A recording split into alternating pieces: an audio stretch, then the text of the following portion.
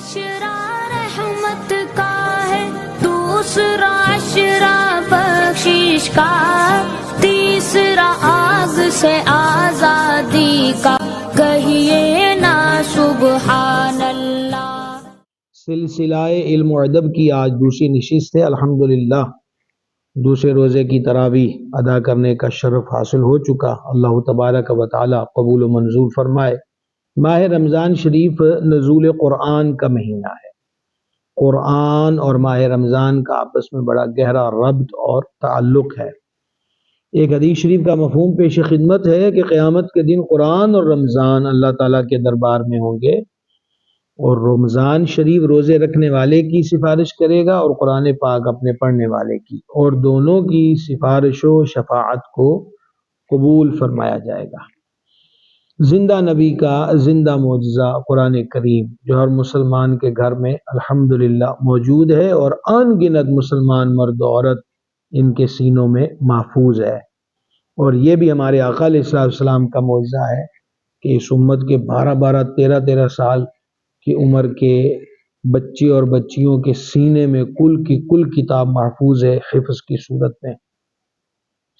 سید عالم شفیع آدم صلی اللہ تعالی علیہ وآلہ وسلم نے ارشاد فرمایا، اصدق الحدیث کتاب اللہ، سب سے سچی حدیث اللہ کی کتاب ہے۔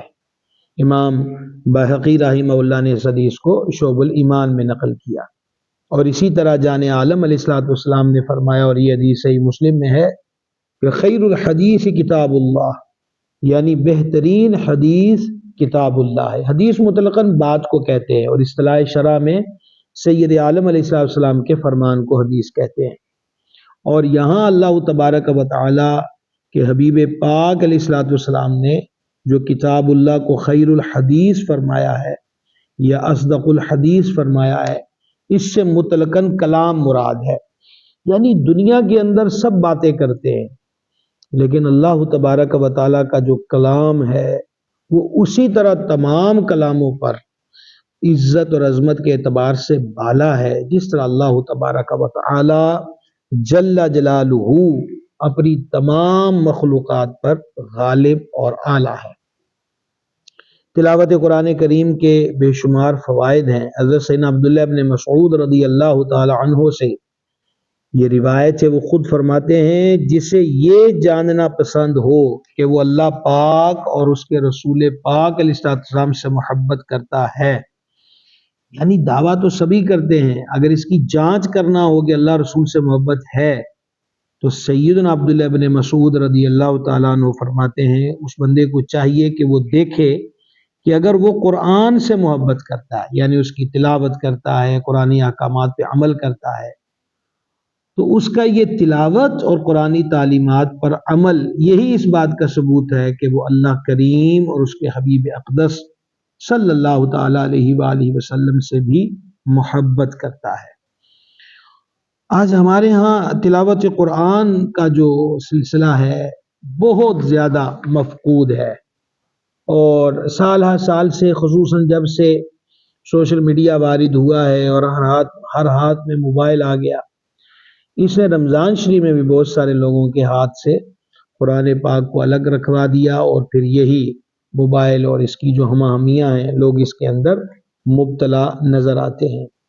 مختلف پریشانیوں کا شکار بھی ہیں، تنگ دستی ہے، گھروں میں ناچاخیاں ہیں، عدم اتفاقیاں ہیں، بے روزگاری کا سامنا ہے، نحوست کا سامنا ہے، کوئی نہ کوئی گھر کے اندر مریض پڑا رہتا ہے، تو بھائی صاحب اس کا حل علاج بھی تلاوت قرآن ہے۔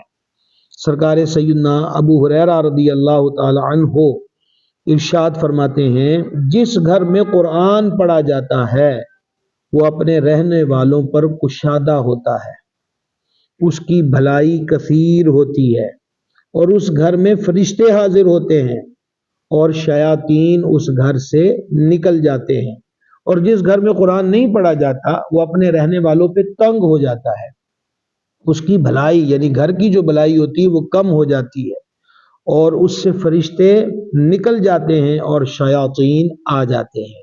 اس روایت کو امام محمد غزالی رحمہ اللہ نے احیاء العلوم کے اندر نقل کیا۔ آپ نے غور کیا کہ قرآن پڑھا جائے تو شیاطین گھر سے نکل جاتے ہیں، لوگ کہتے ہیں گھر میں جنات ہیں، چھتیں چٹکتی ہیں، دروازے بجتے ہیں، برتن گرتے ہیں، کونے خدروں سے آوازیں آتی ہیں، تو ان کا حل تو یہی ہے کہ ہم قرآن پاک کی تلاوت کریں، بجائے اس کے کہ دور دراز علاقوں میں عاملوں کا رخ کریں اور ان کو جمع پونجی بھی دے ڈالیں اور الٹے سیدھے خصوصاً کالے جادو کے وظیفے چلے تعویذ لیں اور مزید اپنے ایمان کو بھی داغدار کریں اور بعض صورتوں میں معاذ اللہ دائرہ ایمان سے نکل جائیں، تو گھاٹے کا سودا کس لیے؟ قرآن کریم موجود ہے، وضو کیجئے اور گھروں میں قرآن پاک کی تلاوت کیجئے کہ انشاءاللہ عز و جل یہ تلاوت دنیا اور آخرت میں فیوز و برکات کا سبب اور گھروں کے اندر رحمت کے نزول کا بہترین ذریعہ ہے۔ تلاوت قرآن کریم کس قدر فضیلت والا عمل ہے، صحیح مسلم کی حدیث گوش گزار کر رہا ہوں کہ سید عالم صلی اللہ تعالی علیہ وآلہ وسلم نے ارشاد فرمایا قرآن کریم کی تلاوت کیا کرو کہ یہ قیامت کے دن اپنے پڑھنے والوں کی شفاعت کرنے کے لیے آئے گا۔ یہ صحیح مسلم کے اندر حدیث شریف ہے جو امام مسلم رحمہ اللہ نے مسافر کی نماز کا چیپٹر قائم کیا ہے، اس کے اندر یہ حدیث پاک موجود ہے اور اس حدیث شریف کا نمبر 1874 ہے۔ آپ نے غور کیا کہ حدیث میں فرمایا کہ قرآن پاک اپنے پڑھنے والوں کی شفاعت کرنے کے لیے آئے گا۔ دوسری حدیث مبارک سنیے، حسام الدین علی متقی ہندی رحمہ اللہ نے اس کو کنز العمال میں لکھا اور کتاب الاذکار چیپٹر ہے، اور یہ حدیث قدسی ہے کہ اللہ جل جلالہ ارشاد فرماتا ہے جسے تلاوت قرآن مجھ سے مانگنے اور سوال کرنے سے مشغول رکھے، روک رکھے، یعنی ایک بندہ مسلسل قرآن پاک کی تلاوت کر رہا ہے، اتنا انہماک ہے کہ وہ اپنی دعائیں بھی رب کے دربار میں نہیں پیش کر رہا، اس میں بھی وہ اللہ کریم کا جو کلام ہے یعنی قرآن پاک اس کی وہ تلاوت کر رہا ہے، تو رب تعالیٰ فرماتا ہے میں ایسے بندے کو شکر گزاروں کے ثواب سے افضل عطا فرماؤں گا۔ اور بعض روایات میں یہ مضامین بھی ہیں کہ جو قرآن پاک کی تلاوت میں مشغول رہا یہاں تک کہ وہ دعا بھی نہ کر سکا، تو یہ اپنی عرضی اور فریاد نہیں پیش کر سکا رب تعالیٰ کے دربار میں، لیکن اللہ تعالیٰ جانتا ہے کہ اس بندے کو کس کس چیز کی ضرورت ہے۔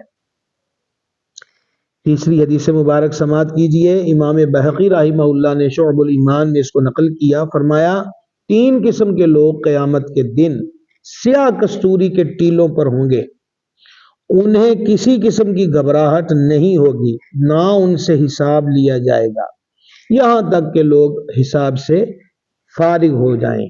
تو وہ 3 قسم کے لوگ کون ہیں جو قیامت کے دن بھی سیاہ رنگ کی جو کستوری ہے اس کے ٹیلوں پر ہوں گے اور گھبراہٹ بھی ان کو نہیں ہوگی؟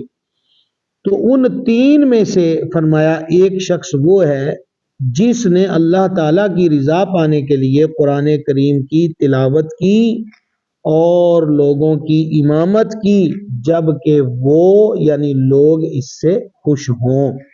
تو قرآن کریم کی تلاوت اور لوگوں کی 5 گانہ نماز میں امامت یہ اتنا بڑا عمل ہے کہ قیامت کے دن اس کی برکت سے وہ سیاہ رنگ کی کستوری کے ٹیلوں پر لوگ بیٹھے ہوں گے۔ ایک حدیث شریف اور سماعت کیجئے جو سنن ابن ماجہ میں ہے اور اس کا جو حدیث نمبر ہے وہ 215 ہے۔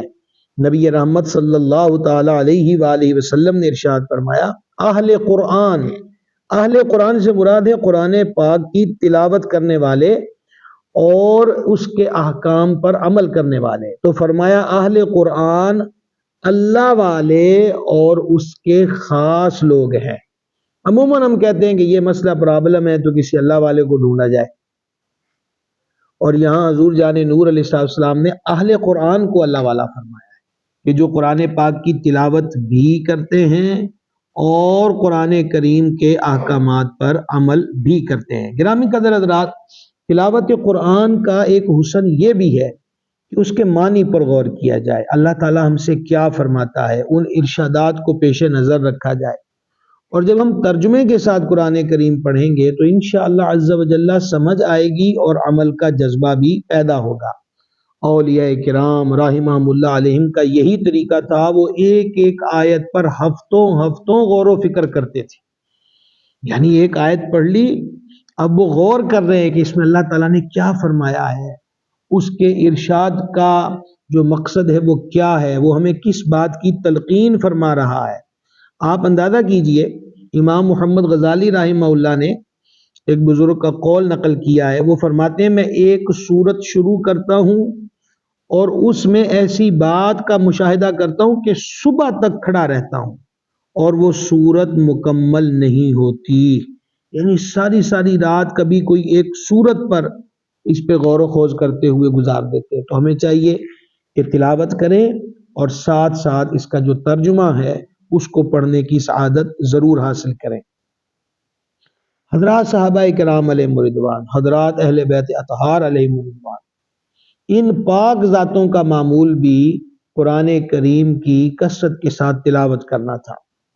جامع القرآن، کامل الحیاء والایمان، امیر المومنین سرکار سیدنا عثمان ابن عفان ذو النورین رضی اللہ تعالی عنہ اس قدر کثرت سے تلاوت فرماتے تھے کہ اس سبب سے، یعنی کثرت تلاوت کی وجہ سے، مصحف شریف قرآن کریم کو بار بار مبارک ہاتھوں میں لینا، اس کے ورق الٹنا، اس وجہ سے 2 قرآن کریم کے نسخے جو ہیں کثرت استعمال کی وجہ سے شہید ہو گئے تھے۔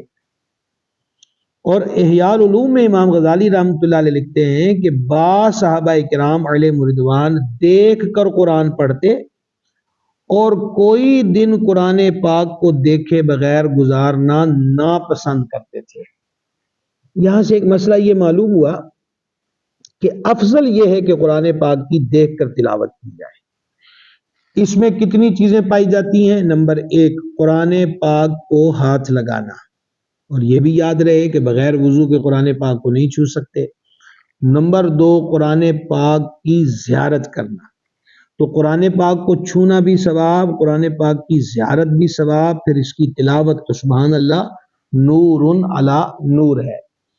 امیر المومنین امام الواصلین شیر خدا مشکل کشا سرکار سیدنا علی المرتضیٰ کرم اللہ تعالی وجہہ الکریم روزانہ 2 ختم قرآن فرماتے تھے، اور سیدی اعلیٰ حضرت امام اہل سنت رحمہ اللہ نے فتاوی شریف میں لکھا کہ مولا مرتضیٰ کرم اللہ تعالی وجہہ الکریم سواری کی ایک رکاب میں قدم رکھتے اور دوسری میں رکھنے سے پہلے ختم قرآن فرما لیتے تھے۔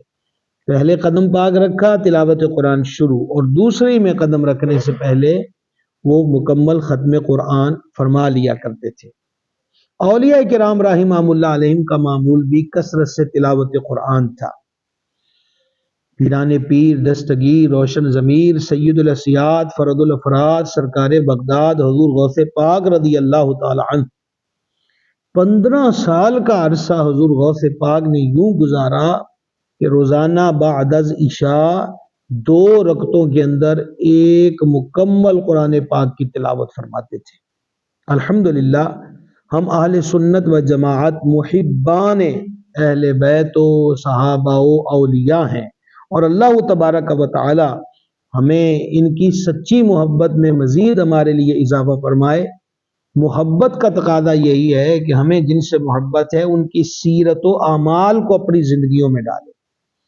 ہمیں یہ غور کرنا چاہیے کہ سرکار ذو النورین کا ایک اور عمل مبارک میں آپ کے گوش گزار کروں کہ جب آپ مکہ شریف میں آتے تو آپ رات کے وقت حجر اسود کی سیدھ میں 2 رکعتوں کی نیت باندھتے اور ان 2 رکعتوں میں مکمل قرآن پاک کی تلاوت فرماتے۔ سرکار ذو النورین کا تلاوت کرنا، مولا مرتضیٰ کا تلاوت کرنا، حضور غوث پاک و دیگر اولیاء کا کثرت سے تلاوت کرنا، ہم محبت والے جو ہیں ہم کہاں کھڑے ہیں اور ہمارا تلاوت قرآن کے ساتھ کتنا تعلق اور ربط ہے، یہ ضرور ہمیں غور و خوض کرنا چاہیے۔ سید العالمین خاتم النبیین صلی اللہ تعالی علیہ وسلم نے تو تلاوت قرآن کے لیے فرمایا افضل عبادتی امتی قراءۃ القرآن، یہ شعب الایمان کی حدیث ہے، میری امت کی افضل عبادت تلاوت قرآن ہے۔ آپ نے غور کیا، افضل عبادت، جس طرح کلمہ طیبہ کو افضل الذکر فرمایا کہ ذکروں میں افضل ذکر لا الہ الا اللہ محمد رسول اللہ صلی اللہ تعالی وسلم ہے، تو ایسے ہی جان عالم صلی اللہ تعالی علیہ وآلہ وسلم نے ارشاد فرمایا کہ میری امت کی افضل عبادت جو ہے وہ قرآن پاک کی تلاوت کرنا ہے۔ قرآن پاک کی تلاوت جہاں قلب و ذہن کے زنگ کو دور کرتی ہے، وہاں جسمانی بیماریوں سے شفا کے حصول کا بھی بہترین ذریعہ ہے۔ آپ اس پہ غور کریں، امام بہقی رحمہ اللہ نے شعب الایمان میں اس حدیث کو نقل کیا کہ ایک صاحب سید عالم شفیع آدم صلی اللہ تعالی علیہ وآلہ وسلم کی بارگاہ میں حاضر ہوئے اور انہوں نے حلق میں درد کی شکایت کی کہ میرے حلق میں درد ہے، تو نبی پاک علیہ الصلوۃ والسلام نے ان کو فرمایا قرآن کی تلاوت کیا کرو۔ اللہ اکبر کبیرہ، کیسا حسین نسخہ ہے کہ حلق میں درد ہے اور اللہ کے حبیب دلوں کے طبیب علیہ الصلوۃ والسلام ان کو قرآن پاک کی تلاوت کی ترغیب دیتے ہیں کہ تم قرآن پاک کی تلاوت کرو۔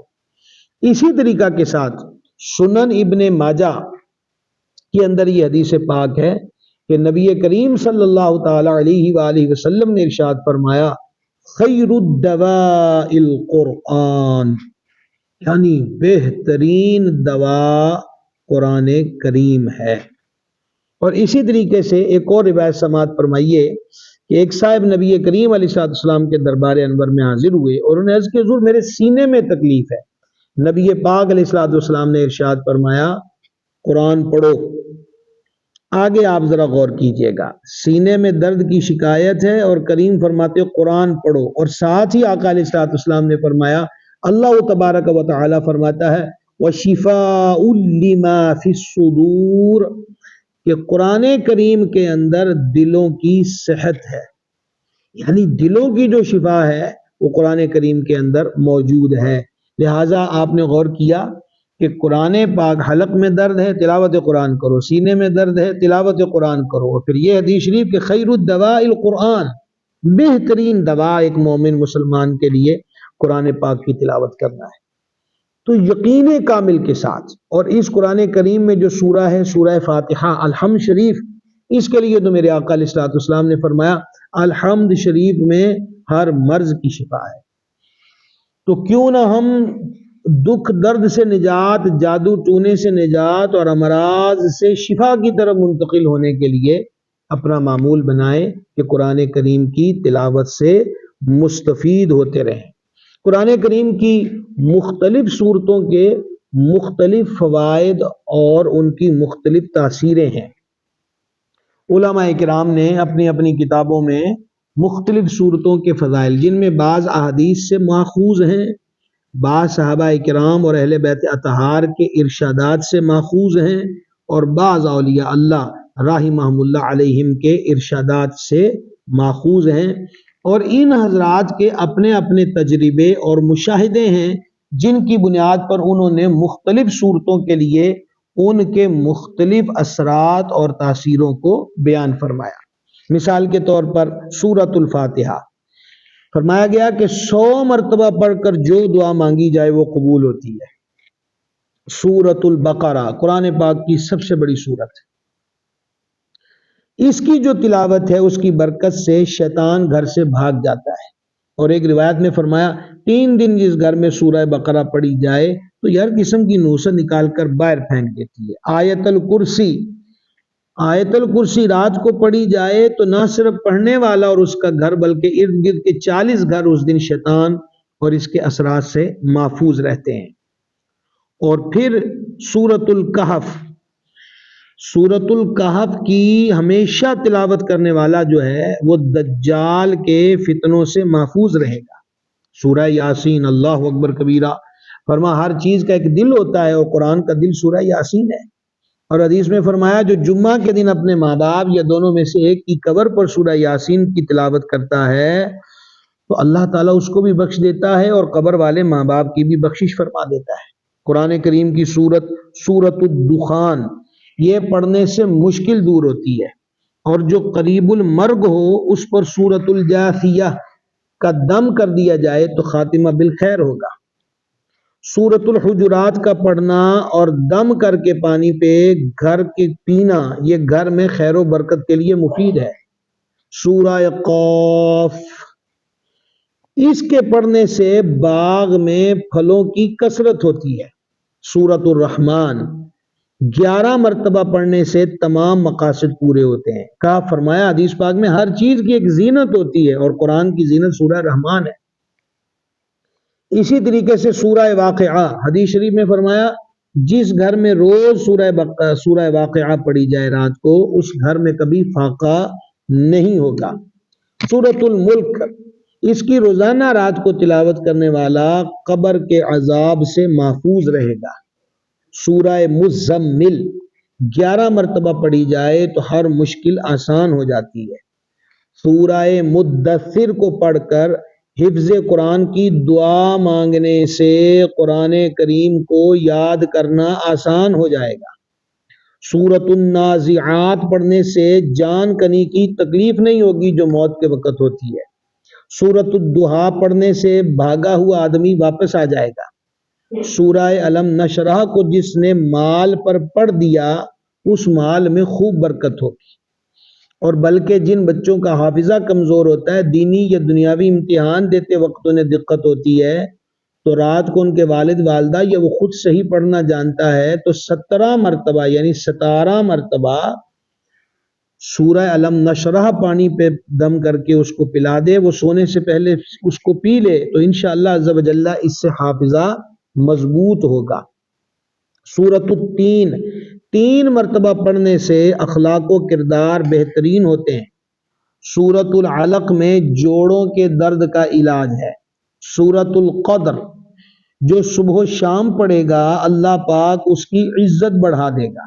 سورۃ البینہ برس اور یرقان کا علاج سورۃ البینہ کے اندر موجود ہے. سورۃ الزلزال چوتھائی قرآن کے برابر ہے.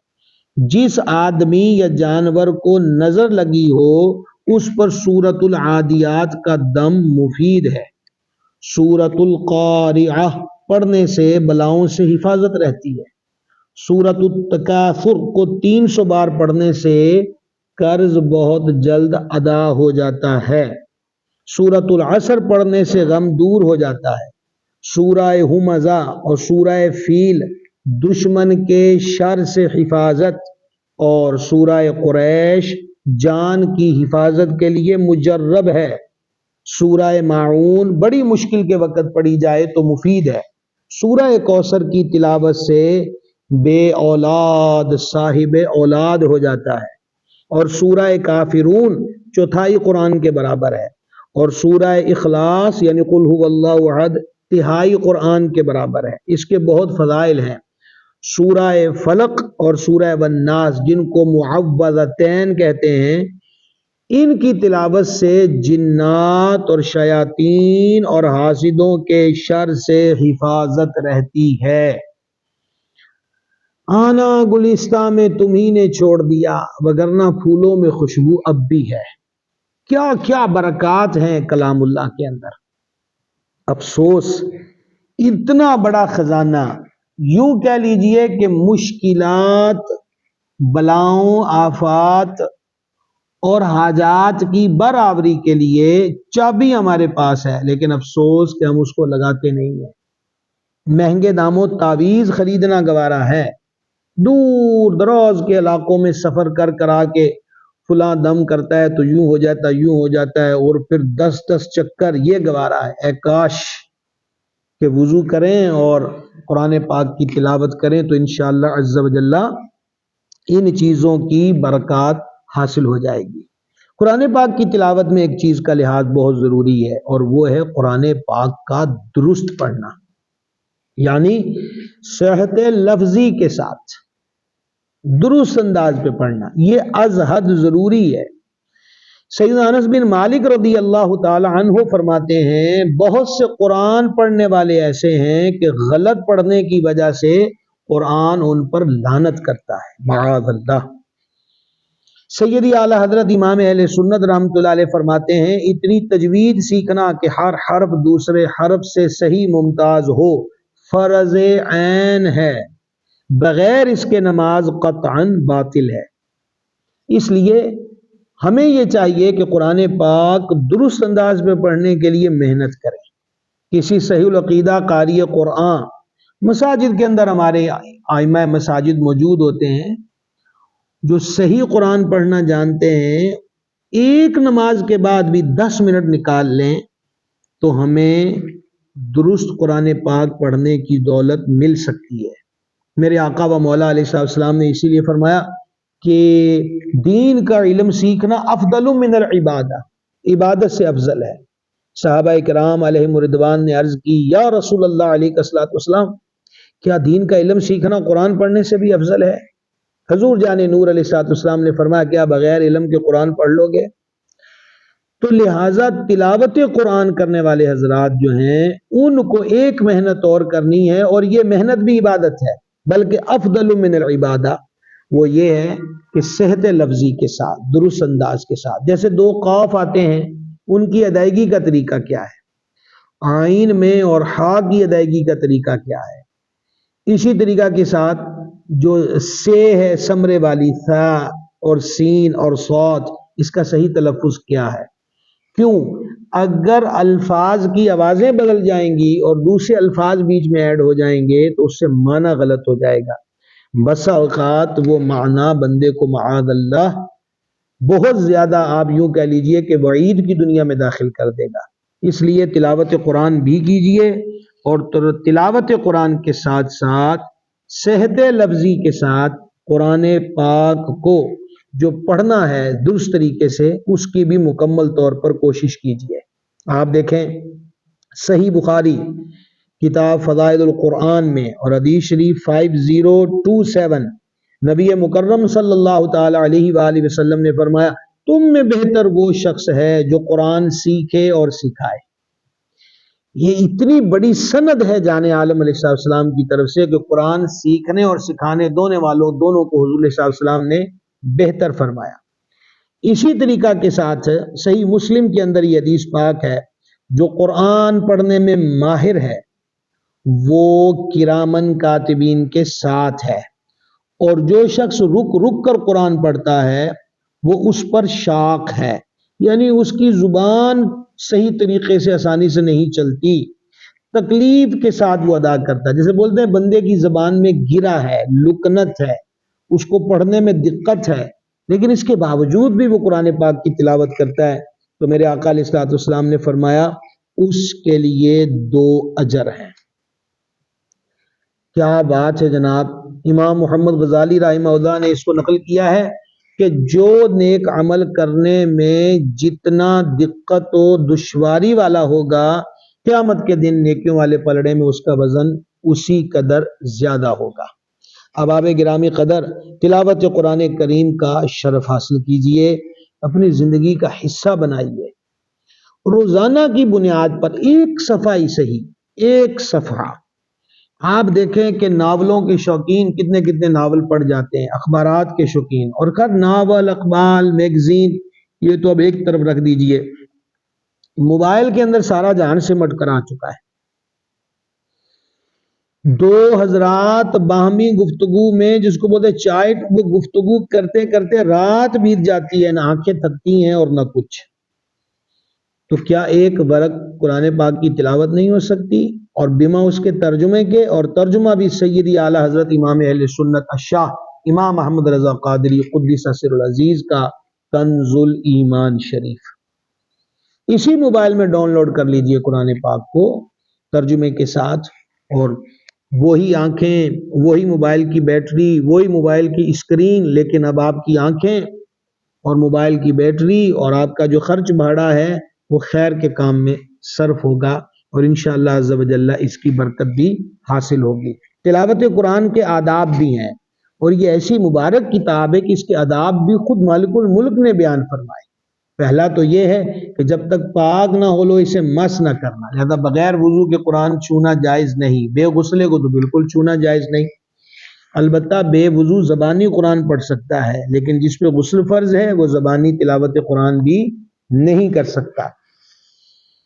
سیدنا امیر المومنین مراد رسول کریم عمر بن خطاب فاروق اعظم رضی اللہ تعالی عنہ روزانہ صبح قرآن مجید کو چوما کرتے، یعنی نسخہ مبارک لے کر اسے بوسہ دیتے اور فرماتے یہ میرے رب کریم کا عہد اور اس کی کتاب ہے۔ تو یہ قرآن پاک کو چومنا اور اس کو بوسہ دینا یہ سیدنا امیر المومنین فاروق اعظم رضی اللہ تعالی عنہ کی مبارک سنت ہے، لہذا ہم بھی تعظیماً اس کو بوسہ دیں۔ قرآن کریم مساجد اور درباروں پر بعض لوگ منت مانگتے ہیں کہ میرا یہ کام ہو جائے تو میں اتنے قرآن کریم کے نسخے جو ہیں وہ مسجد یا کسی دربار پہ رکھوں گا، اور جب سر پہ آتی ہے تو لمبی چوڑی منت مانگ لیتے ہیں، اور جب کام پورا ہو جائے تو پھر اس کو گھٹانے کی کوشش کرتے ہیں۔ یہ ایک انسان کی عجب فطرت ہے۔ قرآن کریم پھر دکان پر جا کر ان سے یہ کہنا کہ سستا سا ورق والا قرآن پاک دے دیا جائے، یہ بڑی عجیب بات ہے۔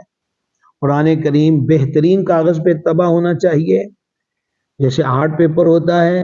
اس کا ایک فائدہ یہ بھی ہوتا ہے کہ وہ جلدی شہید اس کے اوراق نہیں ہوتے، اور یہ جو جگہ جگہ ڈبے لگے ہوئے ہیں اور قبرستانوں میں بڑے بڑے کھڈے اور کنویں اور قرآن محل بنائے گئے ہیں، ان معاملات ان پر بھی جو بوجھ ہے وہ بہت زیادہ کم ہو سکتا ہے۔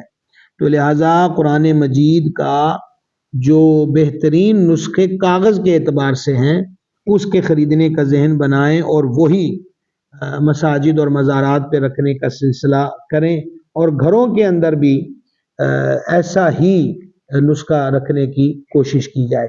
اپنے اوپر ایک ہدف مقرر کر لیا جائے، اپنی جو اس کو کہتے ہیں نا ڈائری کا حصہ، روز کے ورق کا حصہ بنا لیا جائے کہ میں نے اس ٹائم تلاوت قرآن کرنی ہے۔ جب بندے اپنی شیڈول مرتب کر لیتے ہیں اور پھر اس پہ پہرا دیتے ہیں تو وہ کرنا نہایت آسان ہو جاتا ہے۔ گھروں کے اندر بچیوں کو عادت ڈالیں کہ وہ عشاء کی نماز پڑھیں اور عشاء کی نماز کے بعد قرآن پاک کی تلاوت کریں۔ گھروں میں فلمیں ڈرامے لگ رہے ہیں، مشرکانہ جو جیسے مندروں میں بھجن چل رہے ہیں اور اس قسم کے مناظر وہ سب گھروں کے اندر چل رہے ہیں، اور پھر کہتے ہیں کہ برکت نہیں ہوتی۔ ابھی آپ نے سیدنا ابو ہریرہ رضی اللہ تعالیٰ عنہ کا فرمان سنا ہے کہ گھر میں قرآن پڑھا جائے تو برکت ہوتی ہے، وہ گھر اس پہ آسان ہو جاتا ہے، شیطان وہاں سے نکل جاتا ہے اور فرشتے آتے ہیں۔ لیکن اگر جس گھر میں قرآن پاک کی تلاوت نہیں ہوتی وہ گھر اس اپنے رہائشیوں پہ تنگ ہو جاتا ہے، شیطان آتا ہے، ملائکہ چلے جاتے ہیں۔ ایک صحابی پاک رضی اللہ تعالیٰ عنہ بارگاہ میں حاضر ہوئے، عرض کی یا رسول اللہ علیہ الصلوۃ والسلام، رات میں نے عجب منظر دیکھا ہے کہ میرے مکان کی چھت شق ہو گئی، قندیل نورانی لٹکی اور باہر میرا گھوڑا اچھلنے لگ گیا۔ فرما تم کیا کر رہے تھے؟ عرض کی میں قرآن پڑھ رہا تھا۔ فرما وہ اللہ کے فرشتے تھے جو تیرا قرآن سننے کے لیے آئے تھے۔ خود قرآن پاک کو خوبصورت لہجے میں پڑھنے کی کوشش کریں۔ آپ کو اللہ تعالیٰ نے اچھی آواز دی ہے تو اس کو گانے موسیقی کی نظر نہ کیجئے، بلکہ اس آواز کو تلاوت قرآن کے حوالے کر دیں۔ سید عالم علیہ الصلوۃ والسلام نے فرمایا، مفہوم حدیث پیش کر رہا ہوں، اپنی آوازوں کے ساتھ قرآن پاک کو زینت دو۔ جب آپ حسین لہجے میں قرآن پاک پڑھیں گے تو آپ کو دل دماغ پر غموں کی جمی ہوئی برف پگھلتی ہوئی محسوس ہوگی، دل و دماغ کی اداسیاں دور ہوں گی۔ کیوں؟ یہ کو میں نہیں کہہ رہا، جب خود مالک فرماتا ہے کہ اس میں دلوں کی شفا ہے، تو ہم اس شفا کو حاصل کرنے میں غفلت کیوں برتتے ہیں؟ جمعے والے دن بالخصوص ماں باپ یا دونوں میں سے ایک کی قبر پر جائیں، یاسین شریف پڑھیں، فضیلت ابھی میں نے آپ کے گوش گزار کر دی۔ سورہ واقعہ یہ گھروں میں رات کو پڑھنا معمول بنایا جائے۔ ابھی آپ سن چکے کہ جس گھر میں سورہ واقعہ پڑھی جائے اس گھر میں کبھی فاقہ نہیں ہوگا۔ جنات اور جادو کے مسائل ہیں تو سورہ فلق، سورہ والناس اور آیت الکرسی یہ مومن کے پاس وہ تگڑے ہتھیار ہیں کہ دنیا کے مضبوط سے مضبوط جنات اور بڑے بڑے نامی گرامی جادوگر بھی ان کا بھی اس کے آگے زور نہیں چل سکتا۔ 3 مرتبہ آیت الکرسی، 3 مرتبہ سورہ فلق، 3 مرتبہ سورہ والناس پڑھ کر صبح شام اول آخر درود پاک پڑھ کے ہاتھوں پہ پھونک مار کے سر کے بال چہرے پورے وجود پہ پھیر لیجئے، انشاءاللہ جنات جادو اور نظر بد سے حفاظت رہے گی۔ اللہ تبارک و تعالیٰ کے دربار میں فریاد ہے کہ وہ مہربان ہمارے حالوں پہ کرم کرے اور ہمیں تلاوت قرآن کرنے کا شرف عطا فرمائے۔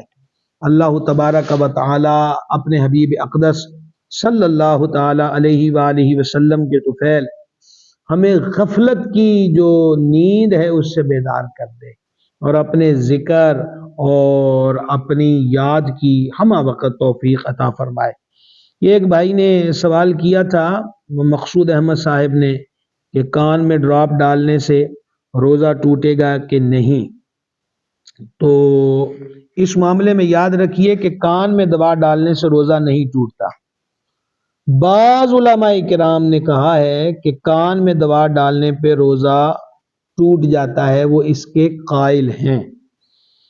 اور اس میں مسئلہ یہ ہے کہ اگر کان کے پردے میں سوراخ ہوگا اور اس صورت کے اندر دوا ڈالی ہے تو روزہ ٹوٹ جائے گا۔